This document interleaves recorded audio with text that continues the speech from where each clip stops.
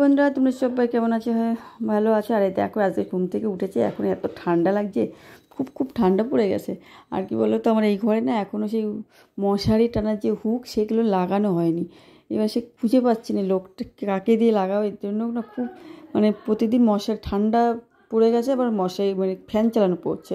আর আমার এমনি খুব শরীরে খুব ঠান্ডা, খুব ঠান্ডাও লাগছে। এখন আর ঘুমটাও এখনও ভাঙিনি, শীত পড়ে যাচ্ছে না, ঘুম যে কখনই উঠবো কী কে জানে।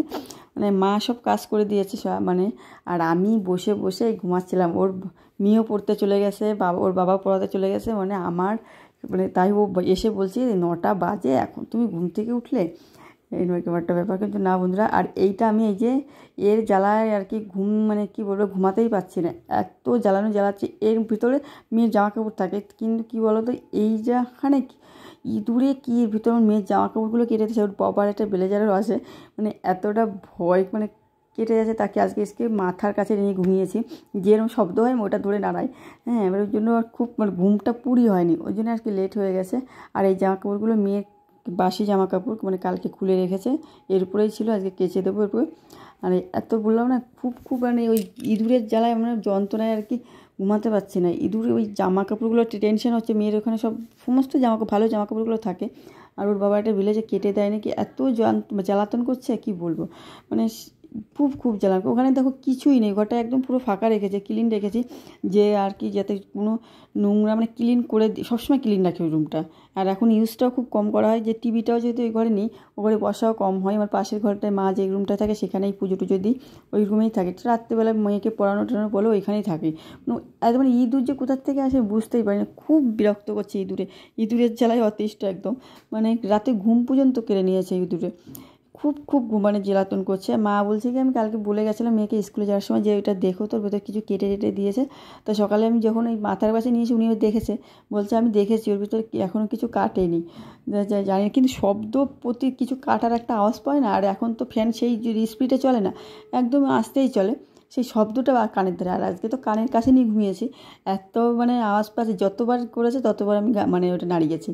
হ্যাঁ, এত বিরক্ত করছে। তো বন্ধুরা এই দেখো টুকটুক করে সমস্ত কাজ কমপ্লিট হয়ে গেল। এই যে এখন ঘর মুছবো, আর মা তো করেই ফেলেছিল, আজকে একটু লেটেই উঠেছি। রাতে বললাম না, ইঁদুরের জ্বালায় যন্ত্রণায় আমি ঘুমাতেই পারছি না, এত জ্বালাচ্ছে কি বলবো। আর ওই জন্য আর কি এই যে এখন তো এই কাজটা না করলেই নয়।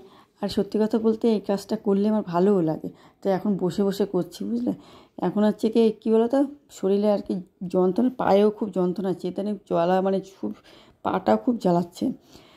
বোঝা যাচ্ছে দিন দিন বয়স হয়ে যাচ্ছে, এটা হচ্ছে কি বয়স হয়ে যাচ্ছে, এটা আর কি তার একটা সিমটম দেখা দিচ্ছে।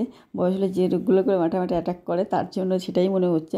আর এখন যে ব্রাশ করতে করতে এখন আমি ঘর ঝাড় দিয়েছি, সেই ঝাড়ের নোংরাটা ফেলা হয়নি, যে বাইরে ফেলে দিই, সেটা কিন্তু ভাবছি ওখানে রেখে দিয়েছি বারান্দায়।